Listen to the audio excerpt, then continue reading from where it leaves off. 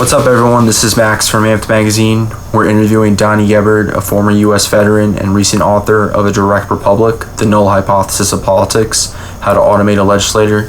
That's what we're going to be talking about in these interviews. Visit ampmagazine.net/Donnie Gebert interview for more.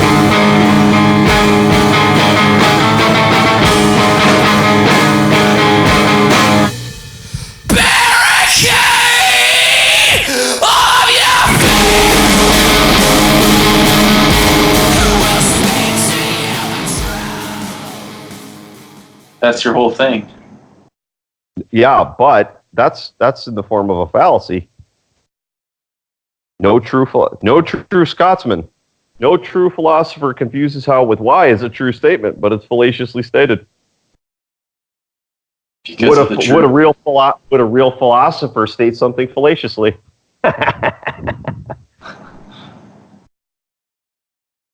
What does fallacious mean? A fallacy. Right. The no true Scotsman fallacy is no true Scotsman would do that. It's basically an attack on the person's character it's like a patriotic attack on their character, right? But no true Scotsman just work with Scotsmen. It works with, you don't have an argument and you're trying to say that no, it's really more like it's a plea to the audience. A plea to the audience's bigotry is what it really is. Mm. No true Scotsman would say that about Scotland. No true doctor would say that about doctors is a no true Scotsman fallacy. No true doctor would say that about patients. Could be true, false, also could be opinion, right? Well, no true philosopher confuses how with why is a true statement. It's fallaciously stated, and I guess the question of your philosophical ethics is, would a philosopher state something fallaciously? So that's where it kind of gets weird and paradoxical, and you get meta ethics of what is the ethics of philosophy, and it just has to be honesty. That's it. You only need one ethic in honesty, or one ethic in philosophy, and that's honesty. The end. The end. Philosophy boils down to honesty. Because if not, you won't find the truth of the matter, and it won't matter anyway. You're deceiving yourself. You're not perceiving the problem that you were trying to solve. You're deceiving yourself into something else.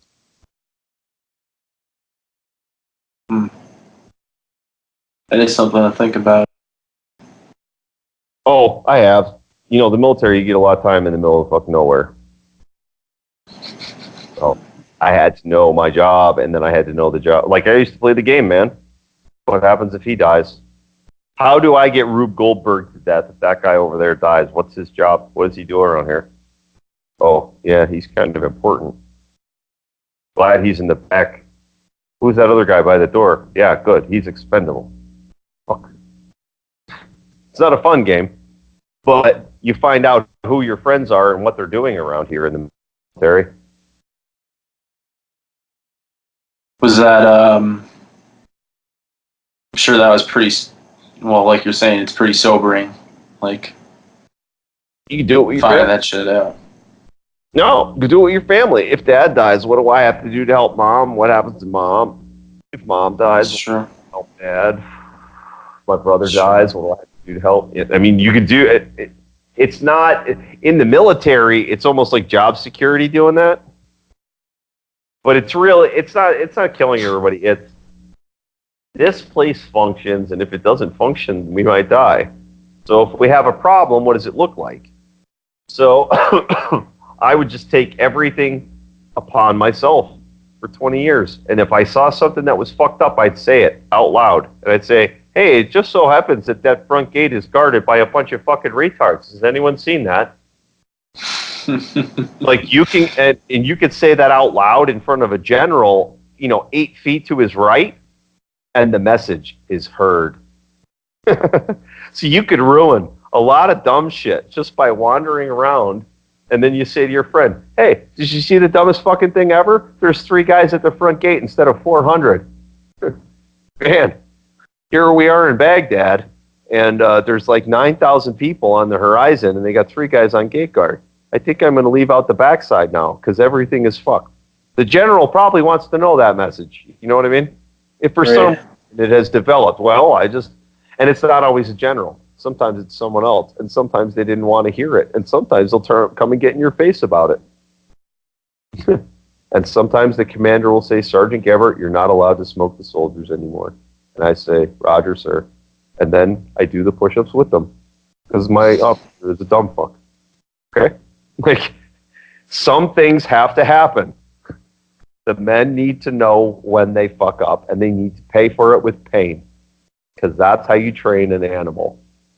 And they volunteered to be animals. So now I'm going to do push-ups with them to make sure that they learn that lesson because I can't afford them to not learn that lesson, but I can afford the push-ups you think I'm not going to do to avoid them doing push-ups. It seems like that had to be kind of the strategy for most military people, though. Like you'd want, if you're going to survive, you would have to know that fundamentally. And I feel like people would appreciate you saying that, like, hey, Sergeant Gebert here is saving our ass by talking frank. Maybe I'll do it too, kind of thing. Hey, at least that.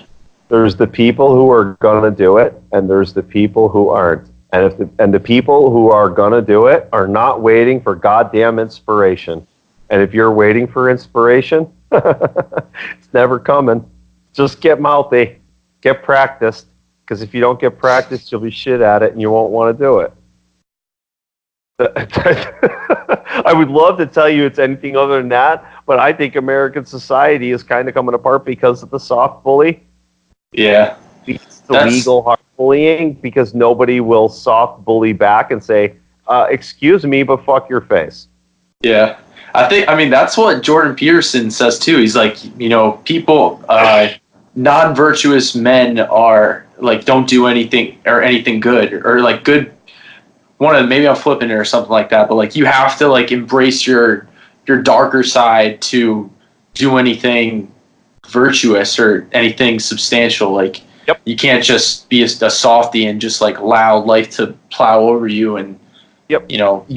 You have to become the apex predator. You cannot pretend that you're doing virtue by being an amateur fighting predators and then getting your ass kicked. Okay, that looks good, and it costs a bunch of resources, and you get a bunch of emotional support, but guess what? If you're shit at fighting a predator, stay away from it. When you're ready to hunt predators, then you understand their ways, and you functionally are one. I think a lot of the whole Narcissus story about him looking at himself in the mirror, I can explain a hunter looking in the mirror. If you're not an apex predator, you use the mirror to watch your back. Don't fall in love with your own fucking vision, right? That's how it kind of seems to work for me. You need to be the apex predator, and if not, you might need to not know if you know you're not the apex predator in your environment, you need to watch your back. And that's the mentality that a cop has to have. And most cops will go, oh, dude, I'm not the apex predator around here. I'm just a cog in the machine. There's drug dealers who have a lot of money and resources. Yes, I know. And that's because you should be on their team. Like, drug dealers aren't bad. Economic regulations are bad. Cops enforcing economic regulations are bad. So the cops and the drug dealers should functionally be working together as businessmen. You know what I mean? It's dumb. There are portions of MS. Oh, okay, I don't know anything about MS-13. I know that some of the non-American components of MS-13 are just straight up brutal. They're straight up brutal. They're killers. They're paid to kill. That's what they do.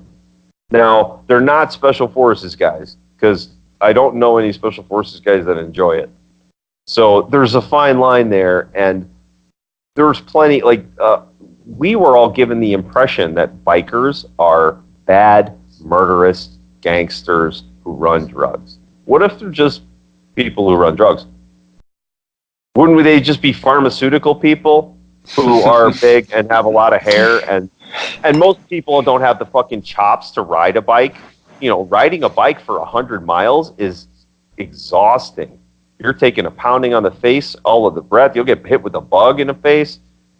You know what I mean? Like, it's an exhausting ordeal. It's not like riding in a car. And these people are much harder. I think a lot of the veterans come back and they need that vibration in their bones because they need some excitement. And the veterans are like that. Like, listen, I had $4 million poured on top of me. It wasn't all just classes. I got to blow up Tomahawk missiles and shit. I did stuff that cost a lot of money. And when you get into a lifestyle where the most exciting thing you might be able to afford is the bike now, it's humbling. Like, again, I understand a lot of what my ethics and the amount of restraint that I would have on a battlefield, in a bedroom, in a bar room. It's really weird on how you would perceive those things differently when you're wealthy by human standards and then when you are not wealthy by human standards. I don't have, I'm living a high quality of life, but I haven't had a job, so I don't spend a lot of money at all. So my wife makes some money, and she's getting tired of me not having a job. I'm like, look, I wrote a book, and she's giving me a hard time about that. Like, listen, my wife had a very rational reason to be looking at me like I'm an asshole, and then Mark Zuckerberg came to save me. So, hey, there it is. There it is. It's dumb. So it all goes back to, if you know what you're doing, it's okay. But man, I was lucky to have the resources and the time, and then more resources and more time, and then experience to make sure that the resources I was using were validating my experience and not giving me the wrong impression. So I've been to many of these places. That shit does not work like that. These things are being materially misrepresented to hundreds of millions of people, all at the same time, 50 years before they were born. It's very easy to misrepresent something when it comes to you from your parents because they think that's how it's supposed to work because other humans tricked grandma. Like, what the fuck? Yeah, it is a lot to comprehend like that when you like go all the way down. Like, it's Yes. generational.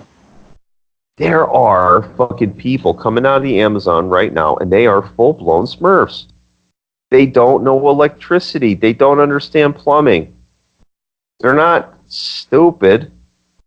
They're limited to their environment, and their environment was so primitive that we could just look at them like Flintstones. Okay. They live in the same fucking world you and I do.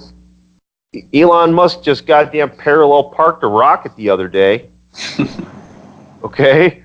And these people don't understand a battery.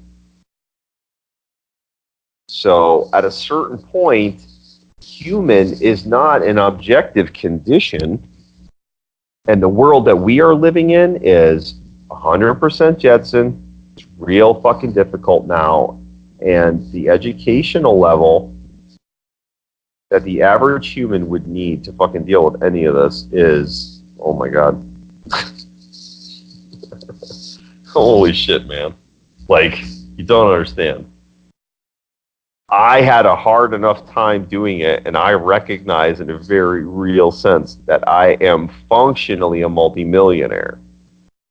I wasn't allowed, because of the way that those multi-millions came into my life was in the course of experience and education. It doesn't mean I didn't get to spend all that money. It just means that I didn't get all of the coke and whores. I got the coke and whores of a staff sergeant and the education of a general because it was available to me. Not necessarily because the goddamn DOD even knows what that education looks like. They make generals, they promote them. They don't necessarily know what Ike's education looked like because I don't think they ever tried. And if they are, I think they're trying to not recreate it on purpose. They don't want anybody figuring this shit out. Yeah, I always think about that. Like, they're always playing like damage control with this stuff, and it doesn't help them at all. Well, again, when you expose the fraud, these people cannot be in damage control mode because when they are continually asked questions at such a higher level than the ones that are asked in the press conference. Like, when they're asked, how are you producing these results, and they're made to give explicit answers, you can't hide this bullshit. You have to hide it. It's always layers of insulation between you and the truth. And one of those layers is time. Something will happen and you will not find out about it until later.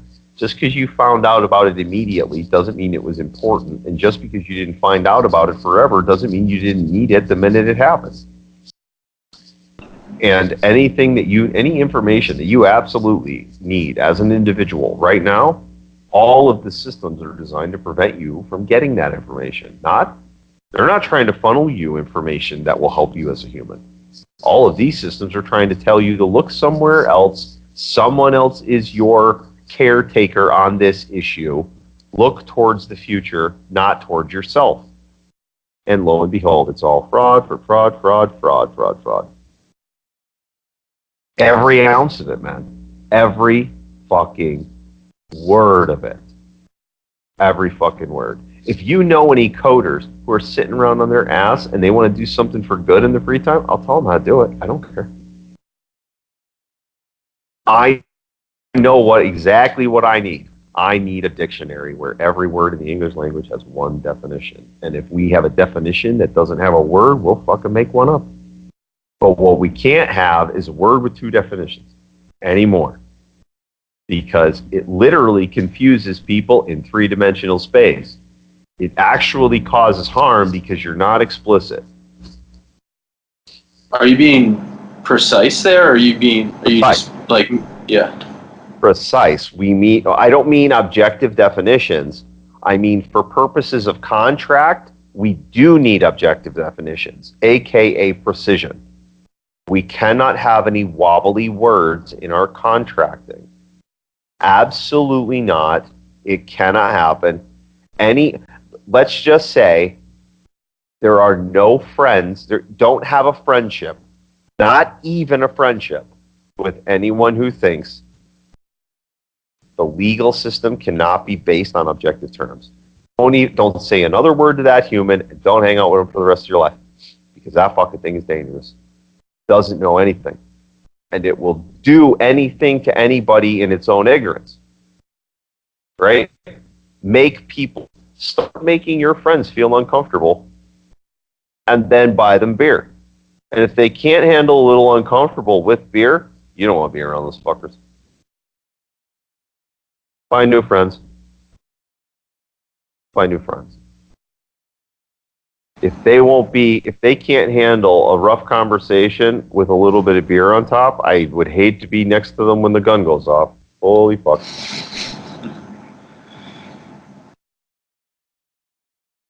And yeah, there's a little stoicism and a little Sparta in it, and you have to deal with reality. And reality, somebody has to clean up the bodies after the natural disaster. Somebody has to do it. Even if it was your friend. And frankly, if it was one of my friends, I'd insist.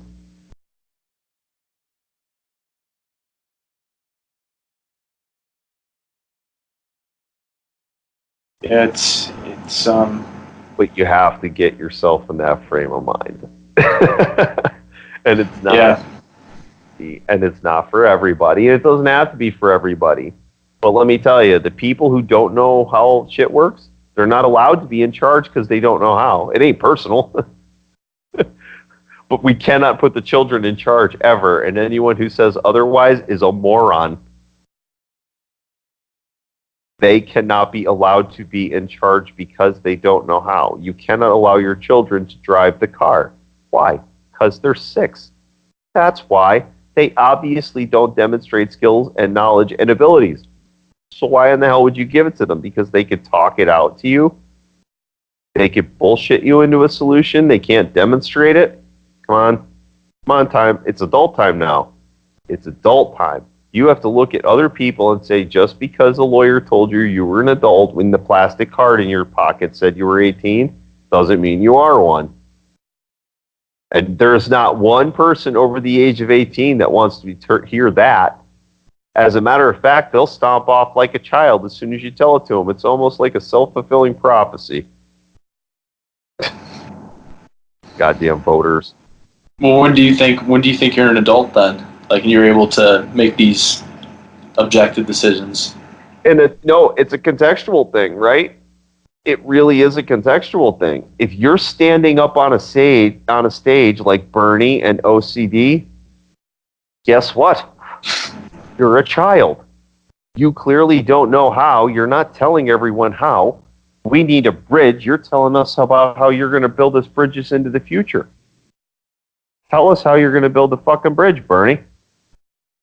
I don't want to hear about it. And that's fine. He's full of shit because he won't tell you. He doesn't know how.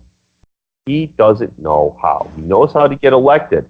He knows what to tell you. And let me be honest, Bernie Sanders is fucking old, okay? When did this information, I am stating objectively, everything changed as soon as Bitcoin arrived, not as an organizational method.